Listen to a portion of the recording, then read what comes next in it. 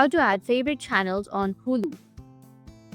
So if you want to add favorite channels on your Hulu, then what you need to do is first you need to open up your Hulu. After opening your Hulu, now the next thing you need to do is make sure that you have a stable internet connection and make sure that you've logged in.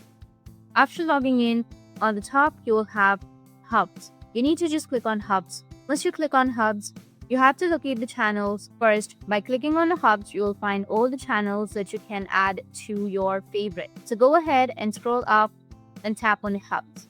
In here, you'll find all of the channels that you can add to your stuff. Now, for example, if I select Cartoon Network and if I want to add this to my favorite channel, all you want to do is just simply tap on the plus icon or add to my stuff icon option right here.